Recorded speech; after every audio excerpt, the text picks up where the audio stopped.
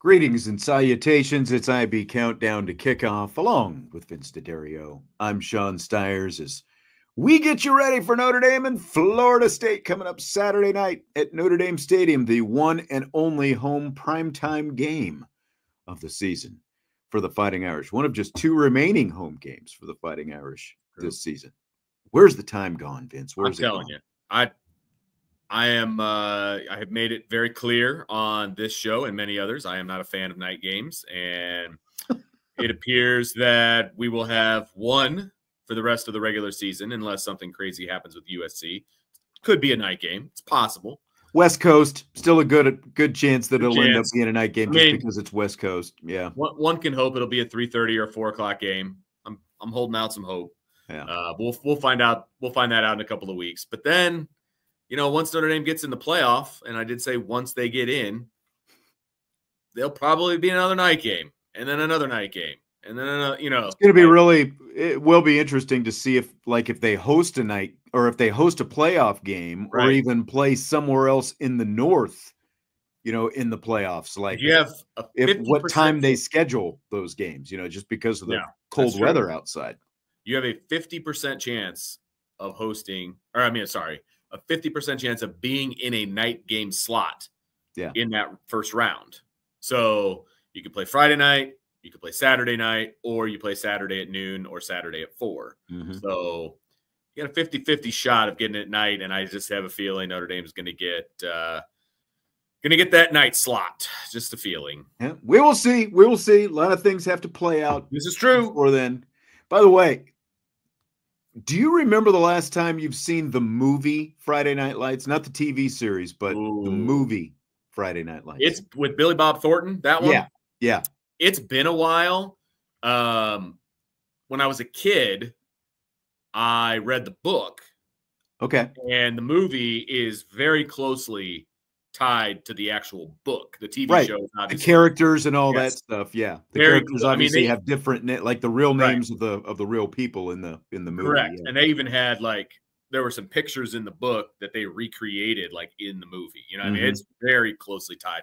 I haven't seen the movie in a while. It's probably been close to 10 years, I would imagine. Yeah, it's on one of the premium channels, and when I was flopped down in bed before I went to sleep last night, I flipped it on just as right before the 3-way coin toss and the playoff run began. Yep. I'm like, well, I'm in now. I've got to stay. I'm in the rest of this, So you got to see what it's on, because Friday Night Lights. I mean, that's a great movie, great TV show as well. Yeah, but a great movie, and I would love to watch that because my Friday night experience could be ending tonight. So. That's true. That's true. You could be like Billingsley's dad, because it was the fullback in the movie was Billingsley, not Riggins.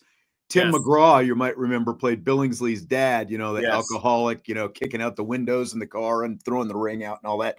And then the next morning, he's drinking his chocolate milk out of a gallon jug in the kitchen. Do you remember that? Oh, yeah. That was like it just cracks me up every time I see that. It's like, I got a gallon jug of chocolate milk. That was his coming out. That was his coming out party as an actor. Yeah, I think so. I don't remember him being anything before or since, really. He's probably been in something since. He was in Blindside. Oh, was he in Blindside? Was he the husband in Blindside? Yeah. Okay, I forgot about that. I've probably seen the Blindside once.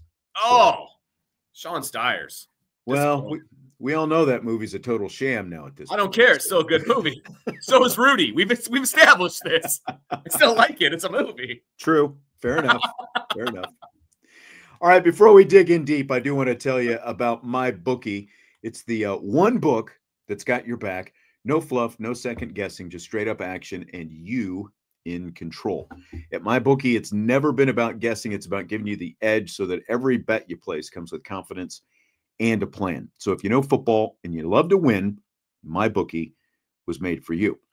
And if you're new to MyBookie, jump on our promo code IRISH, and that'll double up your bankroll with a 100% deposit bonus right from the jump. That's more money, more power, and you're able to make more winning plays. So bet anything, anytime, from anywhere with MyBookie, the sports book that gives you control and rewards for every moment of play. So I was thinking, Vince, a lot different setting for this Notre Dame Florida State game, obviously, as opposed to the 1993 game of the century with the Bob Costas intro and the Rudy music. Speaking of Rudy, the Rudy music underneath it and all that. That's so great, so great. That people complain about Bob Costas and his play-by-play. Oh. That's what Bob Costas does, except well, like when he does those kind of things, a little like the Tom Rinaldi type stuff. But yeah, I mean, that's why he was so good with like the Olympics, because he's a good storyteller. You know what I mean? He's got that voice, and he's got. I've been a fan of Bob Costas. I grew up with Bob Costas. Sure.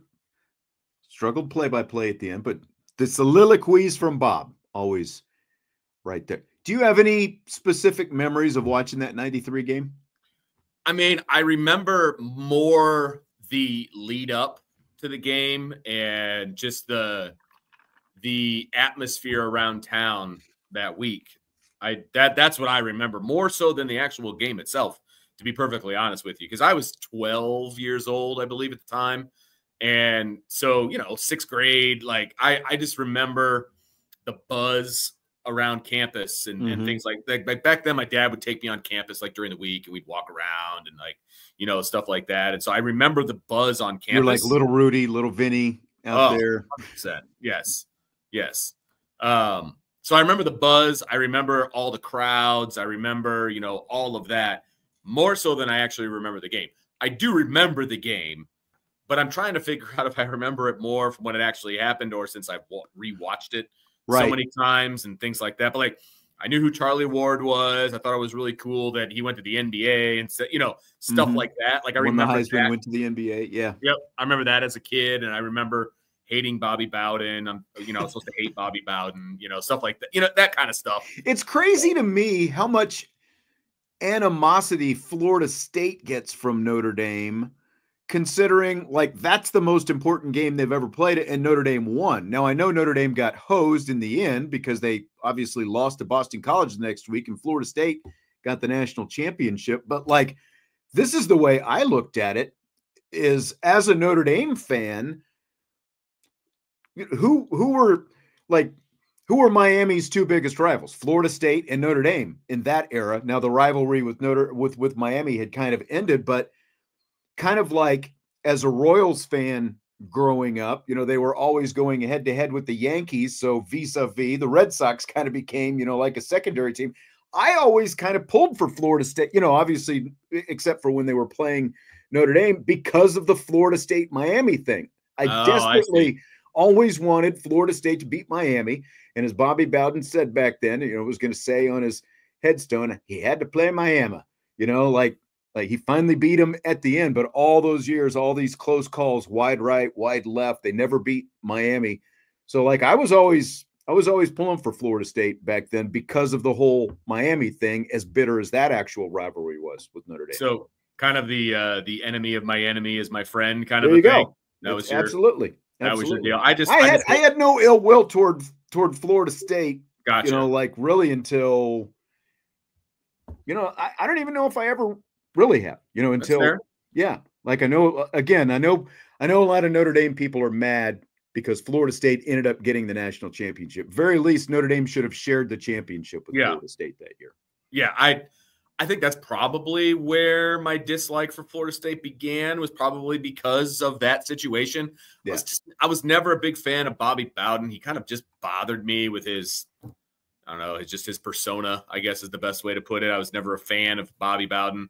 I mean, it was just a lot of aw shucks. Yeah, that bothers me. I'm not an aw shucks guy. And the other thing too was like the Steve Spurrier, with when he was at Florida. Yeah. So like if you looked at the coaches, first you had Jimmy Johnson at Miami, and then you had Dennis Erickson take over, and you got Steve Spurrier at Florida, and you got Bobby Bowden at Florida State. It was a no-brainer for me. I was pro Florida State. Not like I was buying Florida State gear or whatever. I was just pro Florida State when they were playing those games because they were always playing big games against those teams. And see, I actually like Steve Spurrier in Florida for some reason.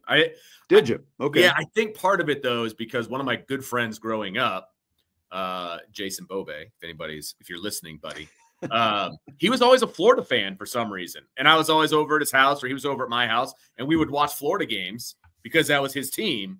And so I think I kind of adopted them to a degree. You know, I really liked the flashy offense that they ran and just like spreading it out. Because, you know, back then that was an anomaly. You know what I mean? Yeah. And so I liked watching that offense and what they were doing, and, you know, the visor and the whole, I don't know. I was a Spurrier fan. See, all those things bugged me. Yeah. See, there you go. There you go. I don't know. I like Spurrier, and I didn't like Bowden. And of course I didn't like Jimmy Johnson. I mean, right. He was incredibly easy to dislike. Yes. Especially when he went to the Cowboys. What do you mean? That's when he became likable. What are you talking about? All right. Well, let's talk about this Notre Dame team a little bit. Obviously, the playoff ranking came out this week, the first playoff ranking, Notre Dame number 10. I mean, that's what most of the talk this week has been about. With that in mind, what do you think? What's Notre Dame's margin for error heading into these final 4 games of the regular season? Well, if you're referring to the margin error of winning and losing, it's 0. You can't lose like that. The margin of error there is 0. But, you know, if you're talking about can they squeak out some wins, I still think the answer is no. Like, I feel like they need to win by double digits at the very least.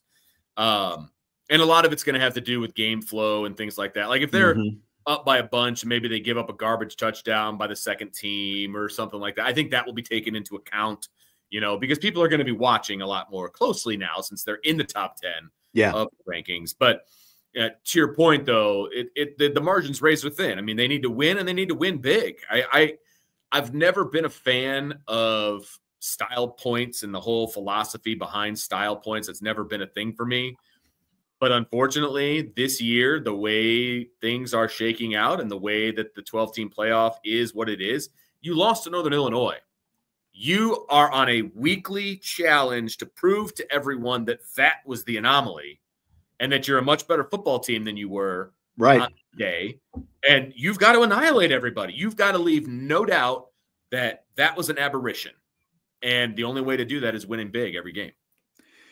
No, I completely agree. And, you know, like you remember, it's to me, it's exactly that. You've got to win every game, and you can't look sloppy in the process. I think that's the biggest thing. And you can't, you remember back in 2015, it was relatively like within a week or two after the playoff rankings came out, they went out to Fenway Park. They played Boston College, a team that they should have, you know, quite honestly, just dominated out there. And they only won 19-16 in that game. And then they turn around the next week, they go out to Stanford and they lose by 2 points, and you're out of the play, you know. And obviously, again, if they lose any of these games, they're out of the play. But it just looked like that. And I don't know what the internal conversations were like or any of that. They definitely played like a puckered up team, it felt like, in that situation in 2015.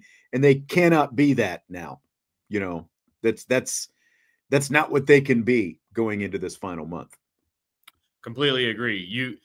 They have to play with a swagger. They have to play with a confidence, and they have to play with the knowledge that if they don't do what they're supposed to do, then their season's over. You know what I mean? And I do mean over, because if you're not in the playoff, you're going to see a bunch of opt-outs. You're going to see, you know, all of that, right? I mean, it's going to be a blah bowl season, the whole deal. They'll go to a bowl, but it'll be a bunch of freshmen, sophomores playing in it. You know what I mean? Your season's over. And so you have to play like that. You have to play like your season is on the line. And that's why it feels to me like they're basically this is Notre Dame against itself each week. Absolutely, 100%. And that's why I said when we did the ranking show, it's like, look, Notre Dame is in a position where they control their own destiny. Now, they need help to move up and, you know, some things like that. But at the end of the day, if they win all 4 games and they win decisively in all 4 games, they're going to be hosting. That's how I feel.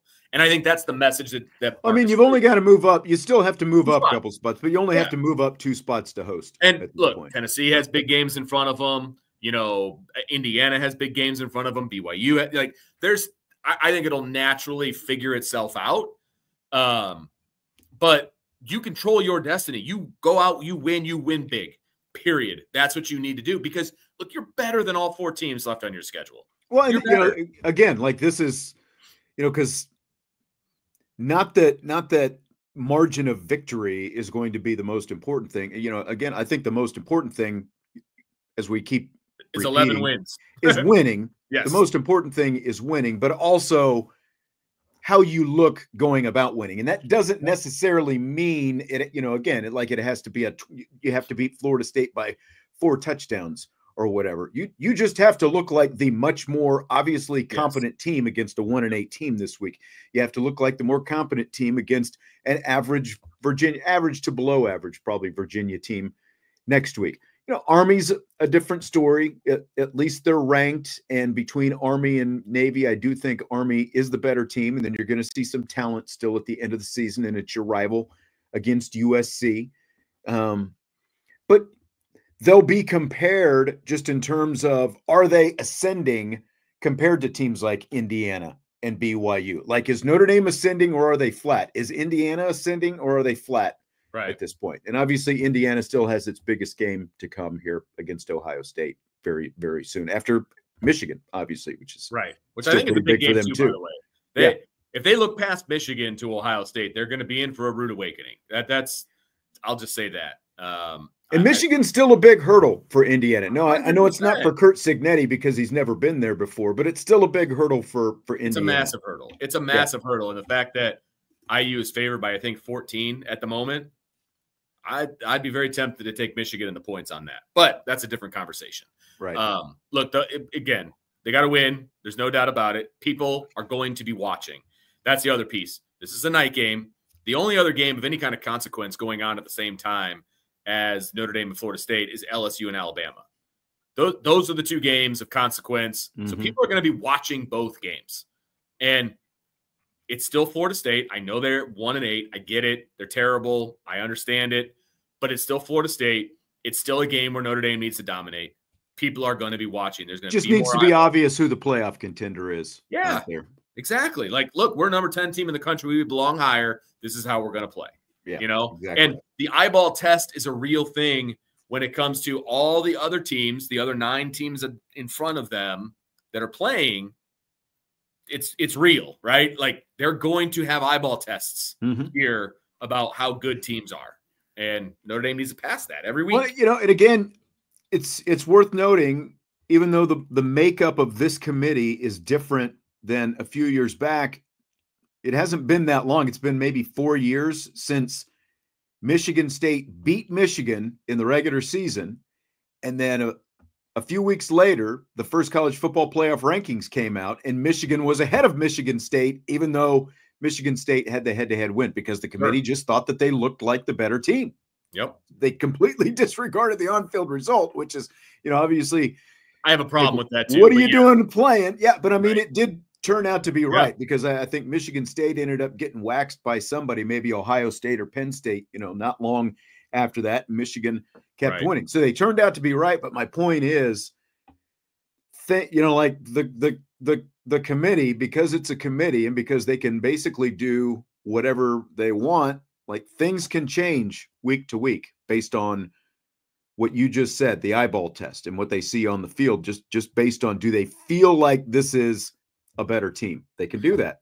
They've shown that they can do that in the past. And again, Notre Dame's charge here is from week 3 on. This is who we are. You know what I mean? And by the way, don't forget about week 1 when we beat A&M on the road. You know what I mean? It's like weeks 1, 3, 4, 5, 6, 7, 8, 9, 10, 11, and 12. That's who we are, and they need to continue to show that and be like, hey, that team that played back there at the beginning of August, or beginning of September, that day that wasn't us.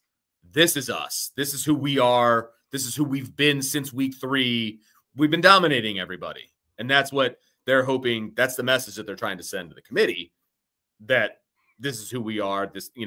But again, these games can't be close. You can't be that team. You've got to be the dominant team. To me, the only games that have any right to be close, like you could make the argument for Army, but just because it's a different kind of offense, even though Notre Dame has seen some option, they theoretically should be better, even though Army is, I think, the more physical.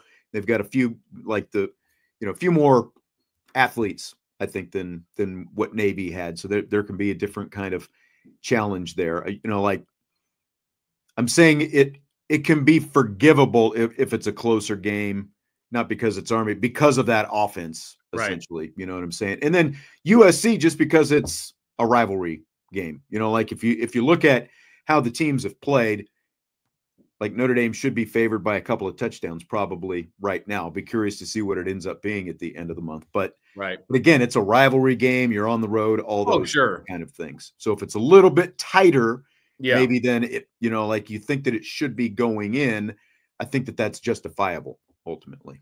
I think if you're Notre Dame, you want that line to be single digits when you go to USC, and then you blow them out. And then it's like, see, we're even better than Vegas thinks. You know what I mean? Like, yeah. I think that's best case scenario, for Notre Dame. Doesn't it always seem like going to USC is like the last stumbling block for Notre Dame's fortunes? You know what I mean? Like, I realize it's usually the last game of the season every other year, but it just always seems like when something's going really well for Notre Dame, it always seems like they've got to go to LA and make a point. In 2012 and 2018, when they went to the BCS championship game and the playoff for the first time, those were, they're even numbered years. Those were trips to Los Angeles, and those games ended up being fairly tight, even though Notre Dame was the team with the much better record those seasons.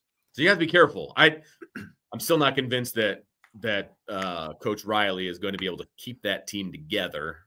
And have a semblance of who they were earlier in the season once they get to the last game of the season. Yeah. But that's a conversation for that pregame show. We'll get to that. True. Well, in terms of Florida State, it has just been stunning how quick this fall has gone. Man. From 13-0 ACC champs, snubbed by the college football playoff, to 1-8, 1-7 in the ACC. I mean, coming into the season, what's the worst that you thought that they might be coming into this game? What did I think it was good? What did I think it was going to be like? What's the worst you thought that Florida State would be? Yeah. Not this. Coming into this game this week. Preseason, I was like, oh man, top 10 Notre Dame team. Excuse me, top 10 Florida State team, because they were top 10 when the season started before they lost to Georgia Tech over in Ireland. It's like, okay, this is the game to pick to be a night game. This is going to be great. Two blue blood programs going at it at night at Notre Dame in November. This is going to be awesome.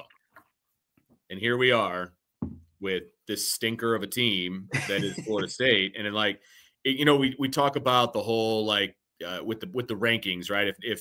If IU's helmet looked like Penn State, then they would be ranked like third or something like that. You know what I mean? Like the brand is in people's minds. Right.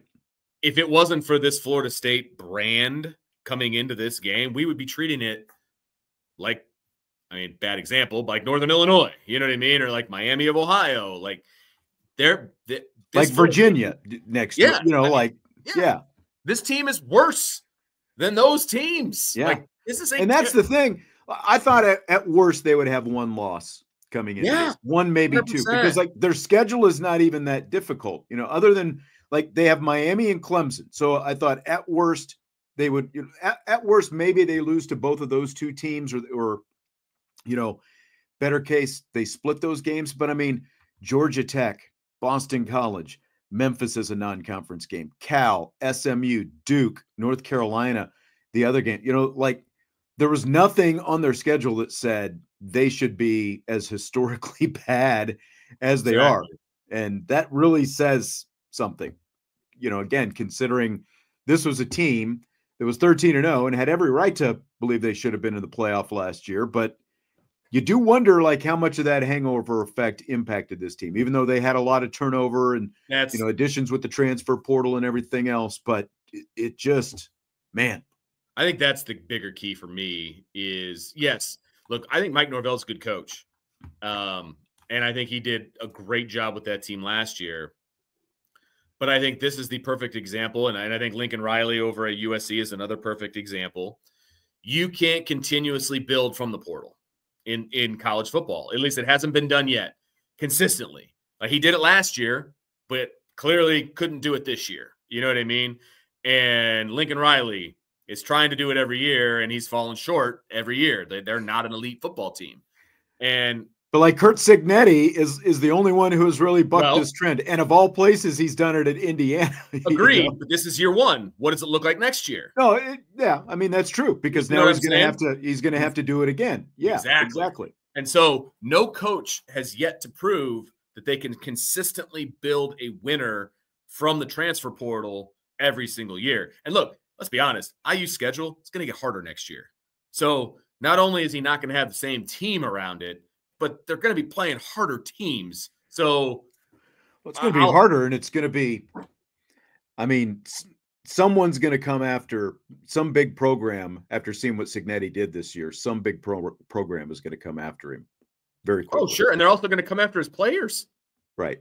I mean, that's the reality of college football right now, right? Yeah. And so to me, it speaks more to I still haven't seen a coach or a program build around the transfer portal the way these teams have tried to do it on a consistent basis. You might get a one-year wonder, that kind of a deal. I think that's what Florida State was last year. Now, I would have never expected them to crash and burn like they did this year. At least Lincoln Riley, they're respectable to a degree, right? They're under 500 right now, but they're not. They're at least closer to average than Florida State. They're right. Closer to average than awful. Yeah, but to me, it's more of a it's more of a comment on the transfer portal. Like, you can use the transfer portal to fill in some holes, but it cannot be the heart of your team. You can't build your team that way. Yeah. Nope. And that's, Marcus Freeman talked about this week, and he said it time and time again. And like Notre Dame, the way they're doing it is actually like, it's the perfect plan, because look, I think the fact that Indiana can be as successful as they are. And when you look at, like even a team like BYU and SMU and all these different teams, I think between the transfer portal and the NIL and the fact that a team like Alabama, now obviously they've got a new coach, and I think that plays into it as well. But the fact that Alabama has a couple of losses, the talent pool has spread out quite a bit over the last few years. And I think that the way that Notre Dame is doing it by basically, like if you were going to use an NFL analogy, they're building the bulk of their team, the height, like roughly 85 probably % of their team, via the draft, recruiting, and the rest of the team, the other 15-20% is transfer portal, free agents, and that's the way to do it, I think, because I agree. You have guys, you still have the bulk of your roster who has bought into your culture. And I think that is important in terms of being able to sustain and be consistent over a period of time. And like you said, not just one season. And then when you're augmenting it with some talent as well from the outside. And that's why, things like, I know people get upset with Notre Dame about recruiting the receiver position and, all those kind of things. And ultimately, it obviously has to get better. But, again, like they showed this year that they could go out, if they had some deficiencies, they could pluck a couple of veteran guys out of the transfer portal, and they could come in, be productive. I mean, Bo Collins, whatever the passing game is or isn't, he's still leading the team in receiving and receptions. So I think that they've got the right plan. And, that's exactly right. Like, I mean, that's the biggest thing that Lincoln Riley has got to get figured out, is how to actually build the foundation of his dam and not just be trying to plug holes in it all the time. Absolutely. And that's massive holes in it. And that's the problem with the transfer portal, right? Is a lot of times you're getting a lot of one-year rentals. And when that's the core of your team and you have a good thing going with those one-year rentals, they all leave. And then you got to start all over again. Like that is not a recipe for success in the game of college football. And so that's the biggest issue I have with the transfer portal. Like, again, you can plug holes, you can do certain things, and there's certain things you can absolutely do. But the core of your team has to be homegrown, and they have to adopt what the head coach is selling, so that when you bring in those pieces, they get engulfed into that culture and into that program and into what the coach is selling. Bringing in that many guys every single year, you're asking for trouble, because you're never going to get that cohesive, unit that you want every single year. It's never going to happen. And so you're going to have these dips and these ebbs and these flows. And our fans and administrators going to be okay with, hey, we were really good last year, we're terrible this year, maybe we'll be better next year, depending on the press report? Like, you know what I mean? Like, are people going to be okay with that? I just don't think they will be. I mean, I think that this is a free pass type year for Norvell, but he's got to get that flipped around in a big hurry next year. Well, they signed him to a massive contract just on the whispers that he was on Alabama's radar, right? At last year. And so there's going to be some massive changes on his staff. I can guarantee you that, because that's just what happens when you're 1-8. Exactly. Soon to be 1-9. If the head coach is going to keep his job, somebody's in a gots to go situation. Yeah, 100%. So this Florida State offense, man, 132nd in scoring, 130th in yards per play. By the way, there are 133 teams. Okay, I thought there was only 130, so I just thought they were so bad that they get ranked outside 130. Yeah, you're below the cut. Yeah. 131st in pass efficiency, 129th in sacks allowed, 105th in turnovers lost. Defensively, they're a little bit better, but they're still not great. Is there anything about this team that really concerns you going into this weekend? I mean, not really. Is that like, I don't want to sound too cocky. You know, you go into certain games, you're like, there's no way they're going to lose. You know what I mean? Like that. But how do they lose this game? I mean, their best offensive rank is 105th. Most of those are high 120s or 130s. Like, the offense is putrid. They've gone through 3 quarterbacks, none of which could move this offense. The offensive line is awful. The defensive line for Notre Dame is going to feast in the backfield on this team. It's going to be ugly. And then, you know, like DJ Uiagalelei, even when he was playing before he broke the finger, was only completing 56% of his passes. Right. He had 6 interceptions and was sacked 12 times. The other 2 guys, Glenn and Kromenhoek, I'm probably butchering that name. There's a lot of, but you know what I'm saying? Like, they've each been sacked 9 times. Correct.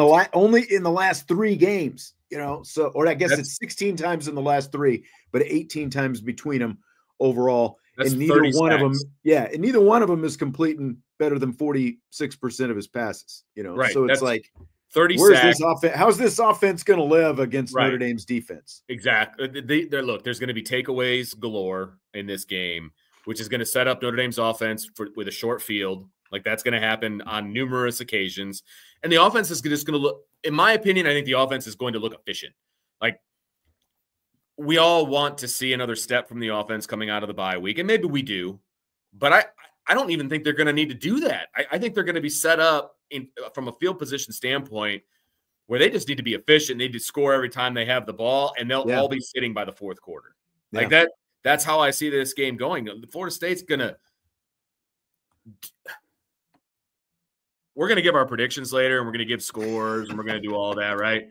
I think, you know, I haven't even looked at the rapid fire question, but like over under 0.5 times that Florida State gets even on Notre Dame's half of the field. You know what I mean? Like, I think that's a legit over under right now. Yeah. Well, you know, and like we were talking about the sacks yesterday, we did the we in, we out show, and somebody was asking, I think 3.5 or 4.5 might've been the number of sacks that they were asking that we think Notre Dame's defense will have. And, you know, Jesse, I understand what he's saying, because other teams have done it as well. Quick drops, try to get the ball out quick to avoid some of it. And sure, they'll try. I just don't know to what degree they'll have any success being able to do that, because, you know, again, like, their quarterbacks, 3 quarterbacks, they've played 9 games and they've been sacked 30 times so far. Right. 30 times. I just, you know, I can see them having a chance to win a handful of plays in the game, but I just can't see them being, that's right, 3.3. I just can't see them being able to sustain anything over the, that resembles much of a drive against Notre Dame's They might accidentally get over the 50, you know, maybe. I have a hard time seeing how this offense is going to move the ball against Notre Dame's almost elite defense. That's the biggest issue for me. And like I said, at that point, The offense just needs to be efficient. They just need to score. And I don't even think it's going to be all that complicated. Yes, the defense is better for Florida State than their offense, but they're going to be put in such a bad position over and over again. That's how I see this game going. Notre Dame is going to be in such great field position that the end zone is going to be at Florida State's back like all afternoon. They're just going to be like, just go, just whatever. Like, just when do we get back on the plane where there's heat? Would you tell Drake Bowen or Kingston Viliamu Asa that this defense is almost elite? Would you stand face to face and say your defense is almost elite? Nope. I'm not stupid. I'm not meeting any of these guys in a dark alley. There's no way, because I think this defense is really, really good. And I'd be like, no, I said elite. You're adding words that I didn't use. By the way, on yesterday's show, I made a guarantee for you that I'm sure that you'll be completely comfortable with. I said that if CJ Carr or Kenny Minchie is not the starting quarterback going into next year, because somebody asked about if they're going to go out and get a transfer portal quarterback, I said, if one of those two is not the starting quarterback next year, you would streak around your house at midnight. Oh, I'll do that. Okay. I mean, I don't think you're going to have to. I know you're not going to have to, but that's why I felt comfortable enough to make that guarantee. So I don't think I'm going to have to either, but I'm thinking about like what my neighborhood's like at midnight. Who's going to be out there? I think I'm okay. As long as there's no video, I think I'm good. We don't have a Ring doorbell, so there's not going to be any proof of this. So yeah, I'm good. I will take that bet, because on the off chance that I lose, I'd be willing to pay up on that bet. So okay. Thank you for making that guarantee. No problem. No problem. Yeah. I figure, you like to make your lock stone cold guarantees. I felt like I would just make one for you. I appreciate that. Yeah. I'm glad my reputation precedes me. No problem. Right now, your wife is going, he said what? You would do what? You are not going outside this house without any clothes on. Oh, yeah. Well, she'll be in bed, so it's okay. That's true. Sneak out. It's all good. Just go out the back door, do one quick loop around. It's all good. All right, Vince. Are you ready for rapid fire? Oh, is it time already? It is. Let's go. Baby. We've got a lot more Florida State coming up here. We started off the show talking about the 93 Notre Dame Florida State game. When you factor in Notre Dame's playoff hopes this season, would you rather Florida State be 8-1 coming into this game or have the 1-8 record that they have? Oh, this is a no-brainer. I would rather have them be 8-1 because right now, Notre Dame's best win is on the road against Texas A&M, and it's a great win. It's a great win. There's no doubt about it. But they could use, right now, Louisville, I think, is probably their next best win at the moment. They could use another, what do you call it? Something to hang their hat on, another ornament for the tree, whatever you want to say, because right now beating a 1-8 team is not going to do anything. They're notching the belt. Yeah. There you go. Thank you for that. I would much rather have it be that way. That's the way I thought this game was going to be. I was really looking forward to it, and now it's just a dud. I mean, from an excitement standpoint, it's obvious that everyone wishes that it would be, 8-1. I mean, look, game day would be here. It would be one of those kinds of situations. It would actually be a good question. Where would game day be? Would they be here or would they be down in Baton Rouge like they are? Oh, I think they'd be here. If Florida State upheld their end of the bargain, we'd be talking about two top 10 teams. Mm-hmm. And right now, LSU and Alabama are not top 10 teams. They'd be here.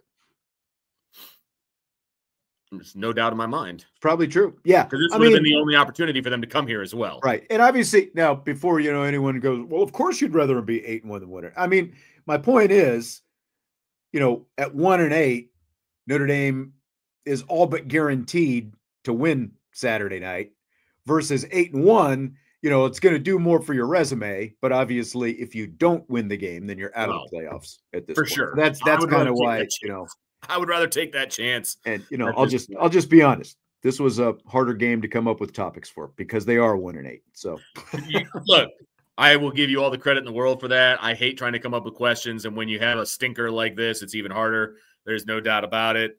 But this is where saw, DJ Uiagalelei coming in and them talking about how well he played, when Clemson was here in that overtime game and the stats that he put up. And we were going to see highlights of that game, like over and over going into into Saturday night and, all of these different things. And they'd be talking to him and he'd be like, I want to, get that monkey off my back. I lost Notre Dame Stadium. I got to go win, all of those things. Probably the best game of his career, by the way. Yes. Like when you think about it. Yes. The way things have played out. That's the way I envision this game going, and it has not lived up to that billing by any stretch. Not at all. So Notre Dame's coming out of its second bye week of the season. Second year the Irish have had 2 byes. Do you buy or sell the 2 bye week seasons? Well, as you are fully aware, Sean Stiers, I try to wrap these questions around so that they have to do with me. This has nothing to do with Notre Dame's success or failure. This is correct. all about Vince's personal schedule. So. Yes. I love 2 bye weeks. That's how that goes. I'm a big fan of 2 bye weeks. I like how it lands for, look, and this is being on this is I can relate both, right? So Notre Dame can use, as a football team, a football season is really, really long and it's really hard on your body. And, to have 2 weeks off is huge. For us having to cover this team, it is 7 days a week. It is nonstop. You're going to press conferences. We're doing all of these different things. We're having shows, doing all this stuff. It's nice to have. And now basketball's starting. So, yeah, you're right. Exactly. 100%. And so having those 2 weekends off kind of gives us an opportunity to recharge our batteries, but it also gives the team a chance to I don't feel nearly as tired this year compared to now, granted, there were still 2 bye weeks last year, but it was a little bit different because it went bye week, 2 games, and then bye week. Right. It was also early in November. And, and I'll say, I don't know that I like 2 bye weeks in the same month. Let's break it up a little bit. If you get what if you get my drift, what you're talking about went into my bank account, earlier this week. So I would say split it up a little bit. You want to do one in September and one in October, November, whatever. Right. Fully down with what you're selling there, with most of what you're talking about in terms of the recoup and, from a team standpoint. I think that it's great for them to be able to, to kind of recharge a little bit, just in separate months going forward. Yeah, no, I agree with that. Spread them out a little bit. I also think that it has, at least out of the first bye week, it was very clear, offensively, they got better. They reevaluated some things. They got a lot better, right? And we're hoping that is the same case coming out of the second bye week. But it broke up for the team itself. And believe me, I'm with you on the money thing. But for the team itself, it felt like it broke pretty well. You had that first section, you had a bye week, then you had 3 games where you just dominated, then you have a bye week, and now you've got the 4-game stretch, and then you're going to have a few more bye weeks before you have to play in the playoffs. It broke down very nicely for the team this year, but I agree with you. Maybe put 4 games in between, so it's a nice, every third of the season. First weekend of October, first weekend of November, something like that. Every 4 games, you get a bye, kind of a deal. I could be on board with that. Yeah, now that would be dream scenario. I'll be curious to see what next year's schedule ends up being. I don't know if they're going to have 2 byes or not. It's not completely finalized yet, so we've got a ways to go with that. But it's slowly coming into view, but there's a ways to go with it. Right. Scale of 1 to 10, what's your confidence Notre Dame scores more than 30 points in each of these 4 remaining games? Ooh, very confident about this game that they score more than 30, as will be assuaged by my prediction here in a moment. Let's see here. I'm going to put it at like a 7 or an 8. It's going to be tough against Army because of just the lack of possessions. And Army runs the ball way more than Navy does, and they're not going to turn the ball over. You can't rely on all the turnovers. Right. I mean, that's why Notre Dame scored as much as they did against Navy, was the turnovers, right? Yeah, but still, they broke 50 in that one. So 100%. But I mean, they should do it against Virginia. They should do it against Army, and frankly, they should do it against USC. So I'm actually going to up it to an 8. I'll up it to an 8. with the outlier being potentially the Army game. You know what's crazy that I didn't realize until I was looking earlier this week? Notre Dame actually has the number 18 scoring offense in the nation right now, over 36 points a game. Like all of a sudden, it's surging. Yeah. Now you take the schedule into account and all that. Army does have the number 1 scoring defense in the nation, but USC number 49, Virginia 89. So I put my confidence at an 8. I think that there's a really good chance that they do it. All 3 games. Like you said, if they don't do it this weekend, might be in for some tough conversations on Monday. But right. Yeah, I'm very confident, at least in 3 of these 4 games, that they will. And again, like what happens, Army, you just never know because of all those things that you talk about. Limited possessions and Army running their offense. But Notre Dame still has a pretty legit defense too. So, yes. Speaking of which, over under 45 total points the Irish defense will allow in these last 4 games. I'm very curious how you came up with this number, but we'll get to that in just a moment. That boils down to just a shade over 11 points a game. And they're allowing about 12 a game, right? Correct. Now. So it's okay. So good number. I think that these last 4 games will allow Notre Dame to bring down that yearly average. I don't have a whole lot of faith that Florida State is going to hit the average. I don't have a whole lot of faith. But see, the thing is, USC could potentially score. I'm going to say under, but I think it'll be very close. I think they could get into the 40s, but I'll say under.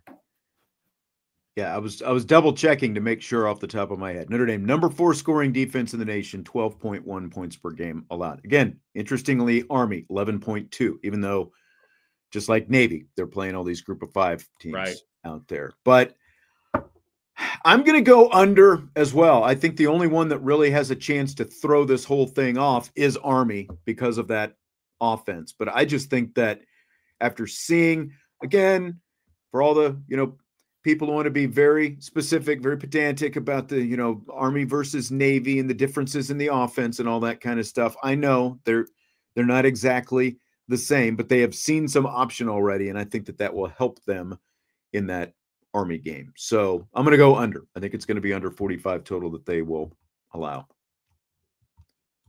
I mean, just like when you look at Army's got the number 14 scoring offense. USC is 49. Interestingly, USC 49 ranking in both offense and defense. Huh. But Virginia's ranked 83. Florida State ranked 132nd. That is just bad. Speaking of which, the Seminoles have scored 14 total touchdowns this season.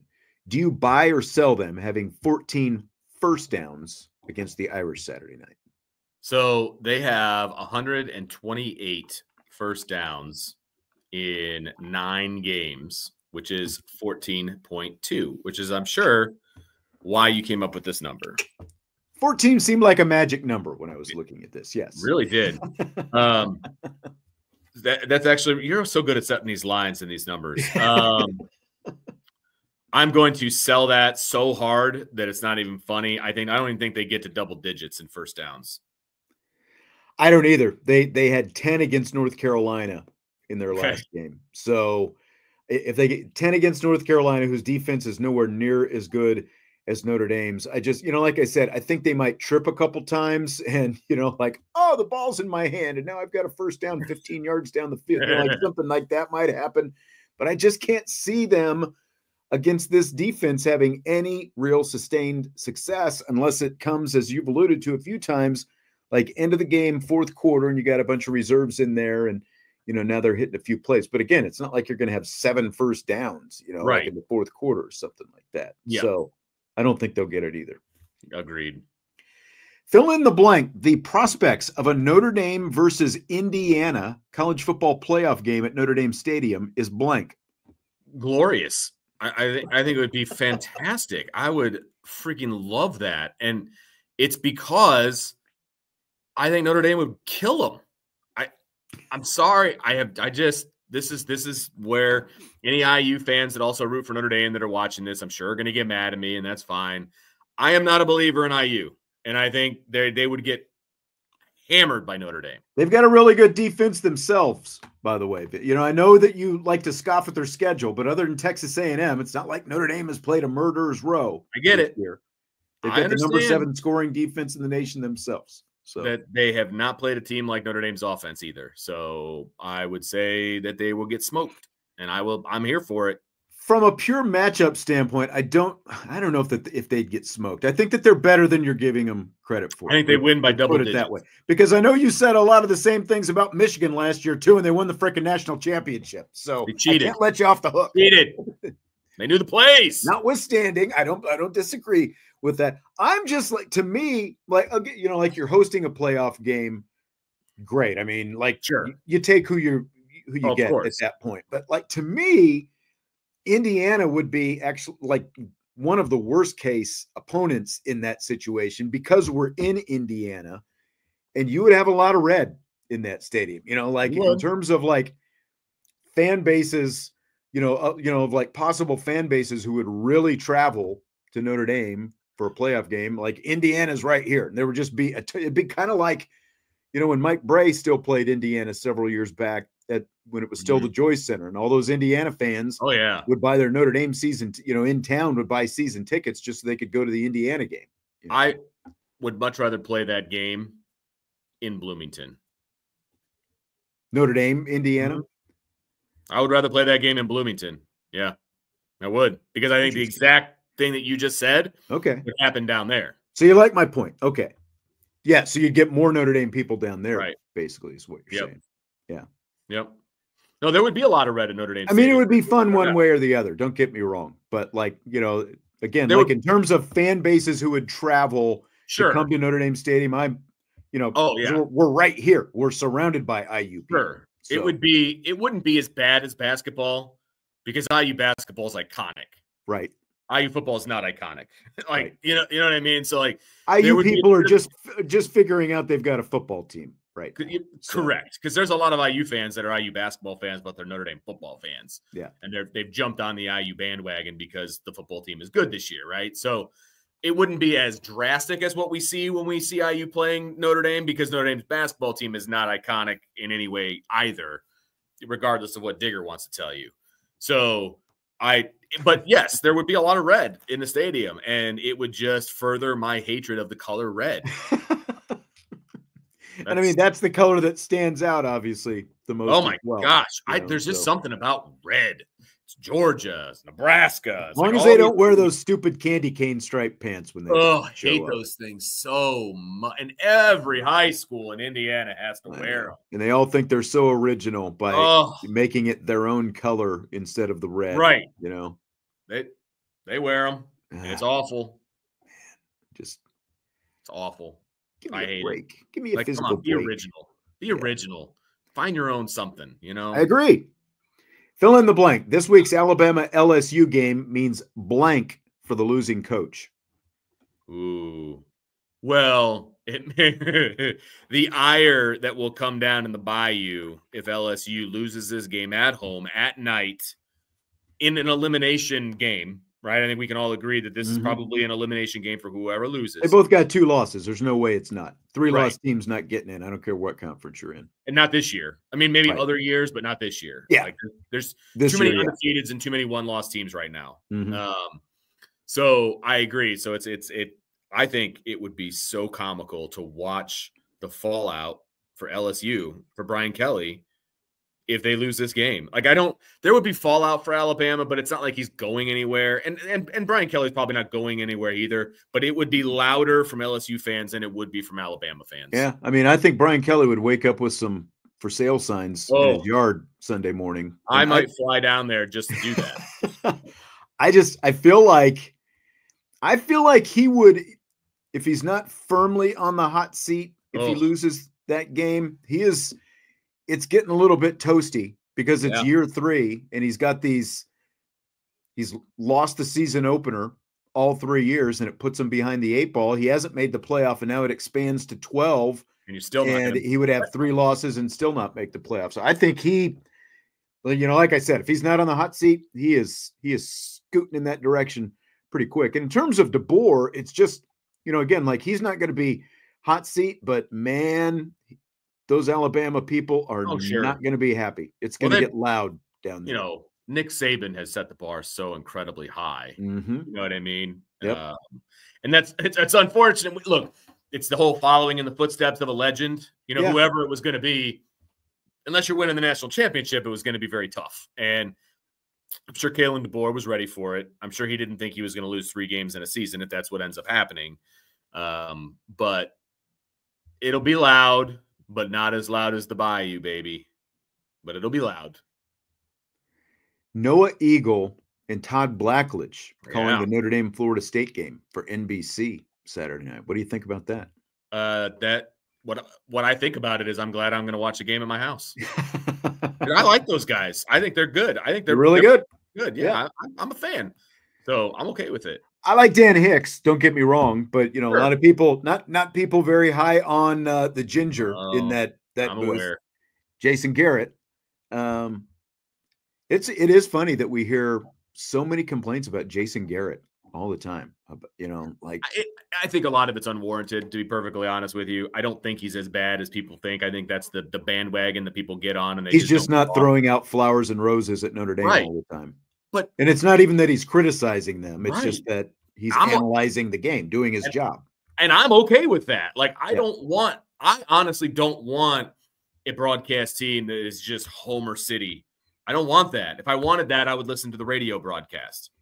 I don't want that when I'm watching TV. I want somebody that's going to pick apart the game and do their job. So I don't really have a problem with Jason Garrett. I really don't. But I do like these other 2 guys better. Yeah, they've got, this is their primetime crew. Like, this is what they consider their number 1 crew, Noah Eagle and Todd Blackledge, in terms of the NBC crew. So I like the change of pace. It's like, it's supposed to be the big game, even though, again, from a record standpoint, Florida State's not holding up its end of the deal. But I kind of like, like one-off, you bring these guys in and, kind of get a different sound, different feel, make all the Notre Dame fans wish that they had them for every game. Oh, I'm sure. But they won't. We'll hear that all night during the post-game show, I'm sure. Well, remember, these next 3 games are all NBC games as well, because even the Shamrock Series game out there at Yankee Stadium is going to be the NBC crew. I'm sure that'll end up being Hicks and Garrett, when it's out there. Oh, I'm sure. Yeah. Especially since it's a new game. I do wonder, because there's a good chance that both Notre Dame and Army are going to be ranked, and it's another primetime game. I wonder if they would send to Eagle and Blackledge. I guess we'll find out here in a couple of weeks. I feel like the answer would be no, because it's not the night game. But it is the night game, though. Is it? I thought it was at noon. But that was the Navy game, wasn't it? This one kicks off at. Let me double check here real quick. I'm 90% sure that it kicks off at 7:30. Yeah, it's a 7:00 start, isn't it? 7:00. Well, hang on a second. Got to click on the right schedule here. Well, semantics. 7:00. Yep. Yeah, 7:00. So boo to another night game. But yeah, 7:00. It'll probably. If Army's still ranked at the time, which I think is up in the air based on their North Texas game this weekend, I think they could send the A crew to that game. Good chance. Yeah. Almost would have rather had him for that one than this one, just because of how bad Florida State is. I'm sure they would too. What do you think about Pirates pitcher Paul Skeens and his lady friend Livy Dunn as the guest pickers for game day this week? Both LSU alums, people, obviously. Yeah, they're both LSU people. So it makes sense. She's still at LSU, but yeah. I thought she graduated. She's still there. I don't know if she might be using a 5th year. She's still down there. Oh, okay. Didn't know that. I think that's about as good as you're going to get unless you want to bring on Shaq. Those are the only ones I would think of because, well, you could have brought Joe Burrow. He could have done it because he already played this week. True. But you're going to get more eyeballs. with those two than you will with other ones. And it's like, does anybody really care about Paul Skeens? Like as great a pitcher as he is, let's be honest, they were a package deal, right? And it'll be all over Instagram, I'm sure. It'll be all over TikTok, I'm sure, and all that different stuff. So yeah, you'll definitely get some eyeballs out there. It's going to be funny to see because she is a gymnast. And like when you see pictures of Skeens and her together, she already looks like seeing her with former football players and some of those men up there. She's just going to be tiny up there. Oh, 100%. But they'll be sitting at the desk, right? So, I mean, but she'll still be dwarfed by everybody. So, yeah. For sure. Yeah, just put her next to Corso. They're about the same size, aren't they? Probably so. Probably shrunk a little bit. Okay, rank your top 4 game props in order of confidence. I'll go through them here. Okay, we'll do this a little bit differently. Okay. Notre Dame minus 25.5, favored by 25.5. The over/under for the game is 42.5. So those are 2 separate ones, right? Right. Okay. Like each of these is a separate prop. Okay, gotcha. Riley Leonard over/under 200.5 passing yards. Over/under 1.5 touchdown passes. Over/under 66.5 rushing yards. Jeremiah Love, 70.5 rushing yards. Jaden Greathouse, 23.5 receiving yards. Bo Collins, 41.5 receiving yards. All right. My number 1 would be the over/under 42.5. That's mine as well. I can't believe how low. Like the fact that Notre Dame is favored by 25.5 and the over/under is only 42.5. That is insane to me. Yes, agreed. So definitely taking the over/under on that one. My next one would be Greathouse 23.5. I'm there with you as well. Okay. 23.5. Yet again, that's like that's 2 one catch. Yeah. That's 1.5. So yes, that's my number 2. Okay. J Love 70.5 is my number 3 because I think they are going to run the ball a bunch, and I don't think Florida State is going to be able to stop it. And so I think he's going to rack up some rushing yards. And then my 4th one would be the line minus 25.5. That would be my 4th one. So I'm with you on the first 3. Okay. The point total over 42.5. Greathouse over 23.5. J Love over 70.5. And then my 4th, I think, is under for Riley Leonard, the 200.5 passing yards. Yeah, I could definitely see that. I don't like those numbers for Riley Leonard. The 200, no, I know. 6.5. Like 200 seems like the number is too high. Yeah, especially because I don't think he's going to play the whole game. Exactly, and that's why I would hedge under on that, and that's why I'm also not confident in the over 66.5. Right, but I'm also not confident enough to make a wager on the under on that, just because like he breaks one play. His rushing yards, yeah, that's exactly right. Yeah, that's exactly right. Yep, I'm with you. I don't like any of those Riley Leonard numbers, to be perfectly honest. So yeah, I'm with you. I would take the under on the passing yards, though. All right. So we were pretty close. We were pretty close on all of those. And Bo Collins, that number almost seems a little bit high at 41. Yeah. Just because, again, it's like, I'm sure that Vegas just has a heck of a time trying to come up with lines every week for Notre Dame as it is. Sure they do. And I don't blame them. All right. It's game prediction time. Notre Dame, Florida State. Go ahead. So this one is like, okay, where am I drawing the line for how much Notre Dame is going to score? I still feel like the second team is going to put some points on the board. It's going to be one of those types of games, kind of like Purdue, but I'm never going to guess that they're going to score 66 or anything like that. Like, I think that's nutty. But I do think much points are going to be scored in this game because I'm not convinced. Like I said, I think there's going to be a lot of short fields. And I think time of possession may actually favor Florida State when it's all said and done, because I think short fields means that Notre Dame scores quickly and then they give the ball back.